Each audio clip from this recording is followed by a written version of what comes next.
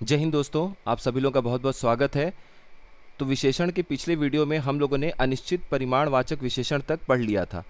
जो भी लोग पहली बार इस वीडियो को देख रहे हैं, प्लीज़ आप लोग विशेषण का जो पिछला वाला वीडियो है उसको ज़रूर देख लीजिएगा। वहाँ से विशेषण के चैप्टर को शुरू किया गया है।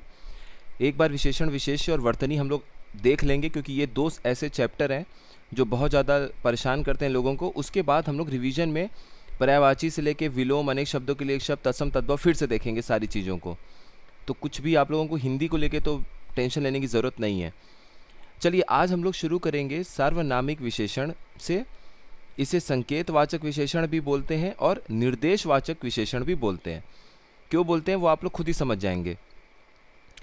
तो अगर हम लोग इसकी बात करें, परिभाषा से शुरू करें, तो जब किसी सर्वनाम का मौलिक मतलब कि जो उसका मूल रूप होता है, जहाँ से सर्वनाम के बिल्कुल जो बेसिक शब्द होते हैं, मूल शब्द होते हैं, जिनमें आप कोई परिवर्तन नहीं कर रहे हैं, वह, यह, तुम, इस तरीके से अगर आप उसमें बदलाव करेंगे, यौगिक रूप होगा तो तुम्हारा, इस तरीके से वो बदलाव उसमें होता है।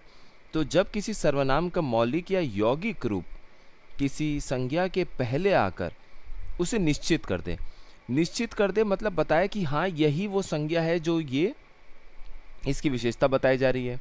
इस तरीके से जब आपको कुछ किसी भी वाक्य में पढ़ने को मिलता है सर्वनाम को, तो वह सार्वनामिक विशेषण कहलाता है।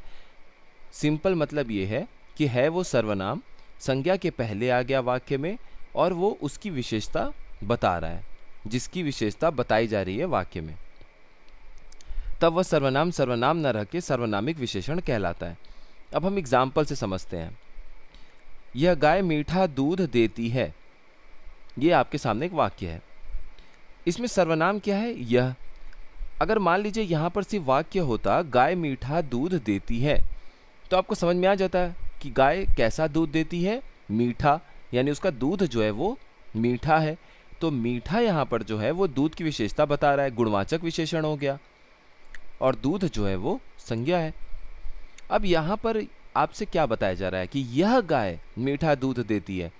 अगर वहाँ पे कई सारी गाय रही होंगी या आपको नहीं समझ में आ रहा होगा, तो इसने निश्चित कर दिया कि यही वाली वो गाय है जो मीठा दूध दे रही है। तो इस वाक्य में जो यह सर्वनाम है, यह संज्ञा जो कि गाय है, उसके पहले आकर उसे निश्चित कर दी कि इसी गाय के बारे में बात हो रही है जो मीठा दूध देती है। तो यहाँ पर यह सार्वनामिक विशेषण का काम करेगी। अब एक चीज़ ध्यान रखिए, इस वाक्य में क्या सिर्फ सर्वनामिक विशेषण है, कोई और विशेषण नहीं है? तो ऐसा नहीं है। ये दूध की विशेषता भी तो मीठा बता रही है। मीठा जो है ये दूध की विशेषता बता रहा है। इसका मतलब ये है कि अगर आपसे वाक्य में ये पूछा जाए कि इस वाक्य में कितने विशेषण और कितने विशेष्य हैं, विशेष्य हमने पिछले वीडियो में देखा था, वह संज्ञा या सर्वनाम जिसकी विशेषता बताई जाती है वो विशेष्य है, और जो विशेषता बता रहा है वो विशेषण है। तो यहाँ पर एक तो दूध की विशेषता मीठा बता रहा है, तो मीठा जो शब्द है वो विशेषण है, और दूध विशेष्य हो गया, एक विशेषण विशेष्य हो गया। दूसरा, गाय के बारे में भी तो यह सार्वनामिक विशेषण है जो बता रहा है कि यही वो गाय है जो मीठा दूध देती है। तो यहाँ पर एक गाय फिर विशेष्य हो गई उस सार्वनामिक विशेषण के हिसाब से जो यहाँ पर यह है आपको दिख रहा है। और यह जो है वो एकदम मूल सार्वनामिक है, मूल सर्वनाम है, किसी भी तरह का कोई बदलाव नहीं है। एक बेसिक जो रूट है, मूल है, जब आप लिखना शुरू करते हैं सर्वनाम को, वही ये शब्द है। तो ये आपका मौलिक रूप में है। तो दो विशेषण, दो विशेष्य हो गए। दो विशेषण कौन से हैं? यह सार्वनामिक विशेषण और मीठा गुणवाचक विशेषण, और विशेष्य गाय और दूध। तो इस वाक्य में दो विशेषण और दो विशेष्य हैं। आपसे अगर गिनती के लिए पूछा जाए तो आप लोग जरूर बताइएगा। देखिए यहाँ पे लिखा भी हुआ है, यह गाय मीठा दूध देती है। इस वाक्य में दो विशेषण हैं, यह और मीठा, और दो विशेष्य हो गए, गाय और दूध। एक और वाक्य देख लेते हैं सार्वनामिक विशेषण के लिए। वह लड़का बाजार गया है, या वह लड़का बाजार गया था।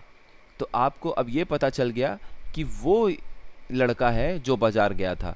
तो लड़का जो कि संज्ञा है, उसके पहले यह सर्वनाम आकर उसे निश्चित कर दिया कि इसी लड़के के बारे में बात हो रही है जो कि बाजार गया था। तो यहाँ पर वह जो शब्द है वो सार्वनामिक विशेषण का कार्य करेगा, जो कि अपने आप में सर्वनाम है। चलिए अब हम आगे देखते हैं। सार्वनामिक विशेषण के दो भेद होते हैं, एक तो मौलिक सार्वनामिक विशेषण और एक यौगिक। बहुत आसान है। मूल जो शब्द है एकदम बेसिक रूट, अगर वो सर्वनाम आपके सामने लिखा हुआ दिख रहा है तो यानी वो हो जाएगा मौलिक सार्वनामिक विशेषण। और अगर उसमें कुछ बदलाव नजर आ रहा है आपको, वो यौगिक सार्वनामिक विशेषण। एक बार पढ़ लेते हैं फिर जल्दी से समझ लेते हैं। मौलिक सार्वनामिक विशेषण क्या है? जो मूल सर्वनाम विशेषण के स्थान पर आकर विशेषण की भांति व्यवहार करते हैं, उन्हें मौलिक या मूल सार्वनामिक विशेषण कहते हैं। जैसे यह पुस्तक मोहन की है, समझ में आ गया आपको? यह पुस्तक किसकी है? मोहन की है। यहाँ पर यह जो है वो बिल्कुल जैसे कि बेसिक लेवल पर मूल रूप में सर्वनाम का प्रयोग किया जाता है, तो ये विशेषण की तरह प्रयोग हो रहा है, तो ये मौलिक सार्वनामिक विशेषण या मूल सार्वनामिक विशेषण हो गया। वह लड़का आज भी आया था। अब यौगिक सार्वनामिक विशेषण देखते हैं। जो यौगिक सर्वनाम विशेषण के स्थान पर विशेषण की भांति व्यवहार करते हैं, यौगिक सार्वनामिक विशेषण कहलाते हैं। जैसे कल विद्यालय में मेरी पुस्तक खो गई। अब यहाँ पर ये जो शब्द है मेरी, तुम्हारी, ये सब क्या है? यौगिक रूप है। उस मूल सर्वनाम में थोड़ा सा बदलाव करके उसको और तरीके से बताया गया है। तो जैसे कल विद्यालय में मेरी पुस्तक खो गई, तो यहाँ पर ये सर्वनाम जरूर है। किसकी पुस्तक खो गई? मेरी पुस्तक कल विद्यालय में खोई है, लेकिन ये मूल रूप में नहीं है सर्वनाम। इसमें थोड़ा सा बदलाव करके अपने लिए बताया गया है, जिसको हम इंग्लिश में पर्सनल प्रोनाउन कहते हैं। तो इसीलिए ये हो गया यहाँ पे यौगिक सार्वनामिक विशेषण। उस मेज पर तुम्हारा बैग रखा है। अब यहाँ पर देखिए दो है यहाँ पे सार्वनामिक विशेषण, यौगिक सार्वनामिक विशेषण। पहली बात, तुम्हारा बैग रखा है, पता चल गया वो बैग किसका है? तुम्हारा है।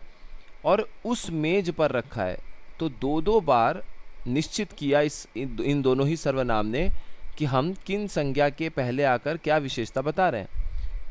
10 मेज होगा तो उस मेज पर आपको पहले तो निश्चित हो गया कि उस मेज पर जो बैग रखा है वो तुम्हारा है। तो यानी कि एक तो यहाँ पर तुम्हारा हो गया यौगिक सार्वनामिक विशेषण, और दूसरा उस हो गया जो कि मेज के पहले आकर उसकी विशेषता बता रहा है।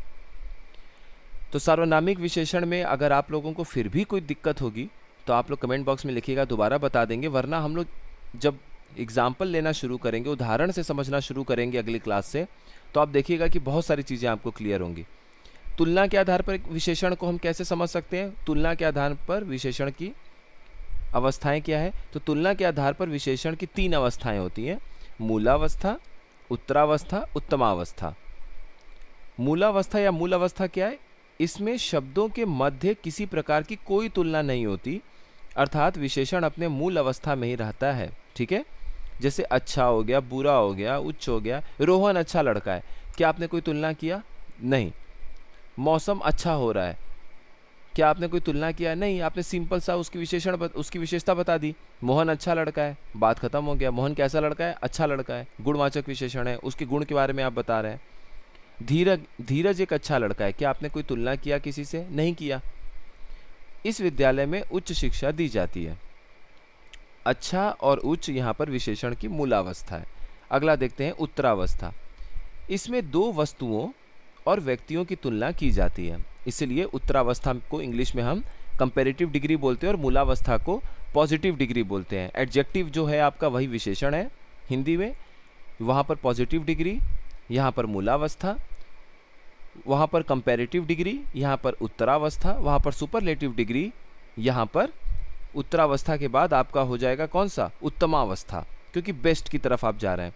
तो 2 वस्तुओं और व्यक्तियों की तुलना जब की जाती है आपस में, तो उत्तरावस्था की श्रेणी में आता है, अर्थात इसमें 2 व्यक्तियों या वस्तुओं की आपस में तुलना करके किसी एक को अधिक और दूसरे को न्यून बताया जाता है।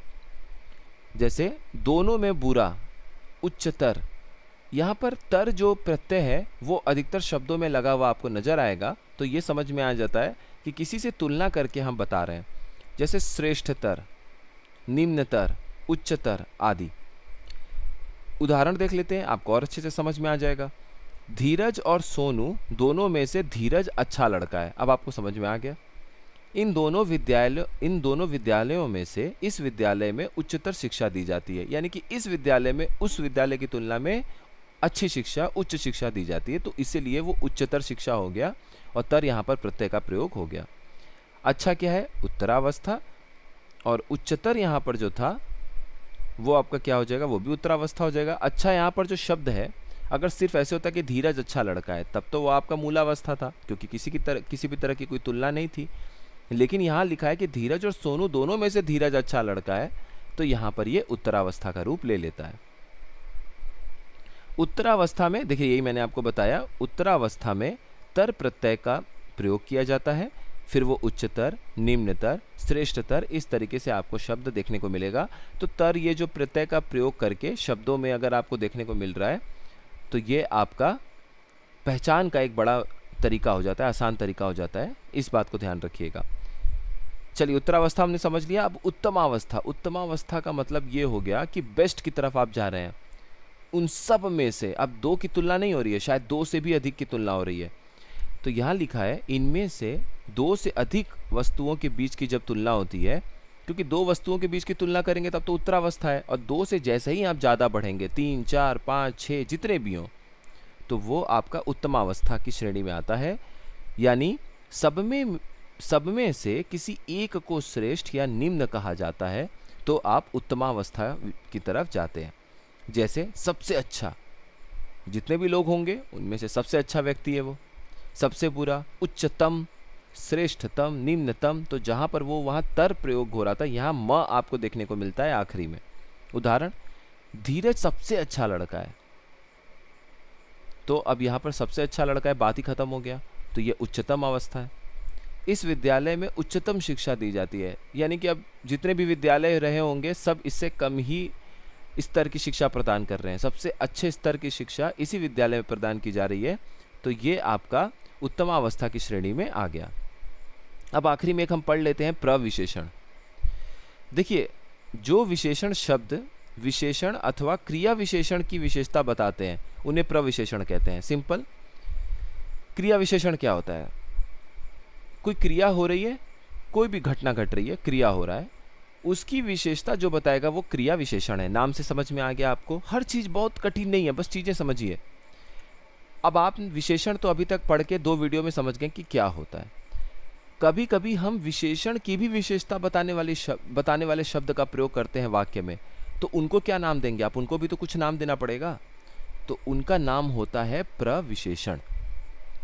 यानी ये ऐसे भाई साहब हैं जो विशेषण की भी विशेषता बताते हैं, यानी विशेषण से एक कदम और आगे। अभी आप वाक्य देखेंगे तो आपको समझ में आएगा। यहाँ एक बात को नोट करिएगा कि पंडित कामता प्रसाद गुरु जी ने प्रविशेषण को अंतर्विशेषण भी कहा है। तो कभी कभी प्रविशेषण की जगह अंतर्विशेषण अगर लिखा हुआ नजर आ जाए तो ये मत सोचिएगा कि आपने पढ़ा ही नहीं था, समझा ही नहीं था। प्रविशेषण को ही अंतर्विशेषण कहा जाता है।